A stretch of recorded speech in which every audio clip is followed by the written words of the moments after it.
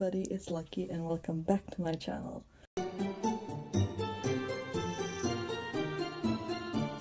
Already spooky month. Next week it's already Halloween. So I thought in honor of Halloween I'm going to be trying some spooky ponies for you guys using this mold and some of all these items that are on the table. So without further ado, let's get started. We're going to start off by adding some rubber bands to our mold. This is to make sure that none of the plaster comes out of the mold when we pour it in, so you have to put a lot of rubber bands on it. I am placing them in the exact same place that the example image has them in, but as long as you make sure that it's tightly secured, you can just put the rubber bands wherever you like. When you're done putting on the rubber bands, just double check that it's properly secured, just so none of the plaster comes out when you're pouring it into the mold. And if any of you are curious where I got all of these things, I got it inside of a craft kit, which was a collaboration between Jackie aka Nerdy Crafter here on YouTube along with Smartbox. She's mainly known for her blind box unboxings, but she also does a lot of crafting videos and reviewing craft kits. And it's because of that that she finally decided to make her own craft kit. This is just one of them. She has another free, if I remember correctly, but this was the one I was mainly interested in because of the mold and all the stuff that came inside the craft kit. For part 1, I'm planning to just make a simple witchy pony with her little familiar. I'm not going to spoil what it is going to be yet, but I hope you all are going to be excited to see that by the end of the video. So now I'm going to measure out 200 milliliters of the plaster. After measuring out the plaster, just put it inside the collapsible bowl that the kit came with. And then in that same measuring bowl, you can put 4 ounces of water. I'll be honest, I don't know exactly what ounces stands for, but we're just going to follow the instructions and not question it. As long as I get my cute witchy pony at the end, that's all that's going to matter to me. After you measured out your water, you can put it inside the collapsible bowl with the plaster. Then mix it all together in a nice, smooth, thick consistency with the spatula that came with the kit. After which you can use the funnel that came with the kit to pour in half of the plaster into the mold. We're only using half now because the instructions say to tip the mold back and forth so we can evenly distribute the plaster between the back legs and the front legs.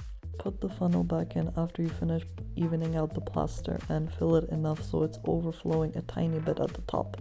As you can see, I poured in just a tiny bit too much, but you can always just scrape it off with your spatula afterward. You will have leftover plaster which you can use to either fill up this mold that I'm showing you right now, or you can pour it into one of the wing molds that the kit also comes with, but I don't want her to have any wings, so we're just going to create a small base for her. The instructions then say that you have to leave the plaster to harden for an hour at least for the mold, after which you have to take out the sides of the mold, not the middle part, just the sides of the mold because the mold has 3 parts to it, and wait another hour for the plaster to fully harden. And once it's fully hardened, you can take out the middle part of the mold, but gently wiggle it out because all the limbs are very thin, so they can easily snap off if you're being too rough.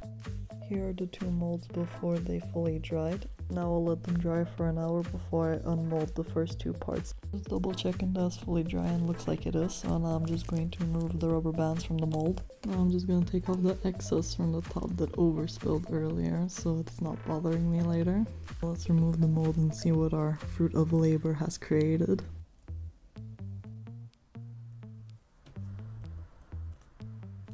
Holy Jesus.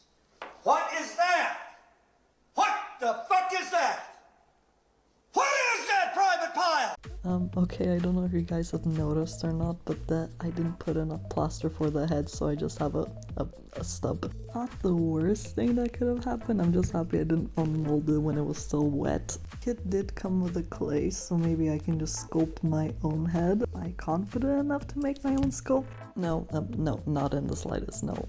But you know, as the great Bob Ross once said, there's no mistakes, only happy accidents, so we'll work with this. I'm gonna put this back and let it dry for the remainder of the time, and I'm just going to unmold the base. Hopefully it's just a basic round base, so there shouldn't be anything wrong with it. And if there was, I don't know, maybe I should like receive a medal or something, because that has to be an impossible feat. So yeah, stuff happened.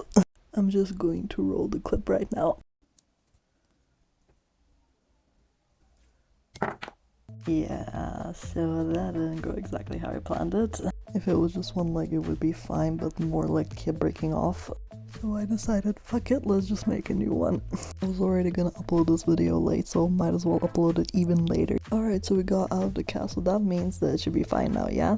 Oh yeah, looking good, looking good. Oh yeah, no, I still broke it. It's fine, it's fine. I'm just going to work with this. I'm not going to restart again. So I'll just start by sanding down all of the rough edges that were left behind from the mold.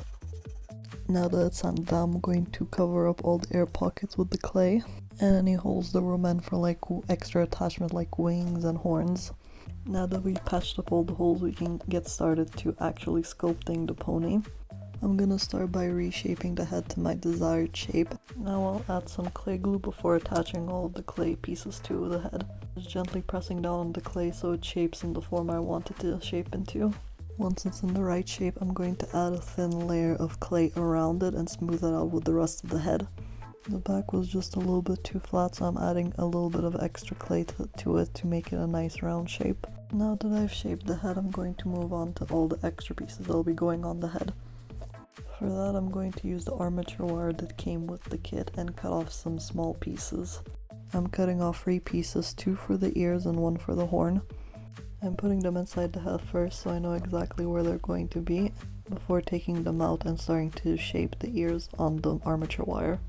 After making them into nice leaf shapes, I'm going to add a bit of fluff for the inside of the ears and a bit for the outside of the ears. Once I've done the one ear, I've did the same to the other ear, and now we'll move on to the horn. The horn is going to be pretty simple. I just need to move some of these crumbs out of the way. I'm just going to get a really long worm and then twist it onto the armature wire that I pre-cut earlier and curved. Now that all the pieces are done, I'm just going to stick them back inside the pony's head. And that's the ears and horn done, so we're going to move on to the hair. It's pretty similar to what I did with the horn. I'm just going to roll out some really long worms and I'm going to gently curve them so they have a nice curl to them and then attach them to the head. I'm gently going to press down the curls onto the face to the place where I want them to stay. And I'm just going to repeat the process for the rest of the strands of hair. And I made some longer strands of hair that I'm going to put to the side of the head. Then I'm going to cut out some more armature wire that's going to support the tail, and I'm curving it in a way that'll support the rest of her body. To make sure she doesn't become too bottom heavy, I'm going to wrap the armature wire in some tin foil so I don't have to use as much clay for the tail. Now I'm wrapping the tail in some clay that I rolled out. The process for the tail is pretty much the same as the hair, so I'm just going to skip over all the boring bits and show you the final result of the tail. Here it is, looking pretty good if I do say so myself, not gonna lie. Now even though the pony is finished, I want to make some accessories that she's going to have with her, so now I'm going to make her a little witchy hat since she is a little witch. The process for the hat is the same thing as everything else I've shown you, just wrap it in foil, wrap it up in some clay, shape the clay, smooth out the clay and add any extra little details like wrinkles, the belt buckle around the hat, the brim of the hat. And after everything you have yourself a little witchy hat. I am going to add a bit of tin foil at the end so it shapes properly so it can sit on the head.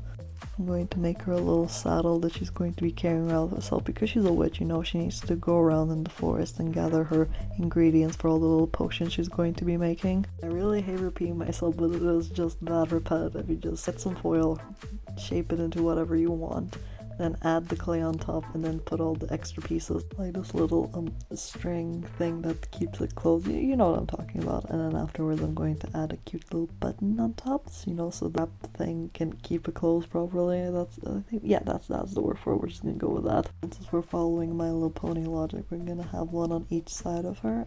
Off camera I made a little strap that's going to hold the 2 pouches together and that's going to also help support them while they're on her back. And last but certainly not least, I'm going to make her a little sneaky friend because of course all witches need to have a little familiar, and usually they have a cat or an owl or a rat sometimes, but for her she's going to be special, you know, she's going to have a little sneaky friend. I'm making small indents on the side of his head because that's where his eyeballs are going to go. Now I'm going to add a small strip of clay on top of the eyeballs to smooth it into the rest of the body and not make them look like they're bulging out like some kind of stress toy. And as the very last thing I'll do before putting it to bake, I'm going to reattach the leg that came off of it earlier. Putting on some of the glue I used earlier, I'm going to then place clay on top of it and reattach it to the rest of the body. Here are all the clay pieces out of the oven. As you can see, I over-baked them just a tiny bit and may have burned some of it, but it's alright. I'm going to paint over it with some white paint anyways. I'm not too worried about how it's going to look since I am going to be airbrushing it with black afterwards, and you're probably wondering, Lucky, if you're just going to airbrush it, why are you painting it white? Well, I'll tell you. The clay is oil based while the paint for the airbrush is water based, so it won't stick together properly unless I use the chalk paint that came together with the kit. The exact same process for the hat and the satchel, except that for the satchel, instead of using black paint, I used the brown paint. As you can see, I did most of the coloring off of camera, but I used mostly green, purple, and brown for the color scheme of the pony. I wanted to keep the snake mostly white, but as you can see, I got some of the paint on it, but I'm just going to cover it up with some more white. I wanted to match each other in some way, so I decided I'm going to paint her eyelashes white. Once I finish painting, I'm going to cover everything in the varnish so none of the paint chips off later, and then we're going to move on to the glamour shots. And here is the final result. I have to say, for my first ever sculpture using this kit, I have to say it's not looking too bad, not too shabby. Some of the clay did bowl because I over-baked it, but it actually turned out to work in my favor since it gave a lot of texture to the satchel. The next pony I'll be making will be a lot scarier than this one, and it will be based off of a creepypasta that terrified me as a child, so I hope you're looking forward to that. Thank you guys so much for watching. I had a ton of fun making it for you guys, and I hope to see you in the next video. And until then, Lucky out.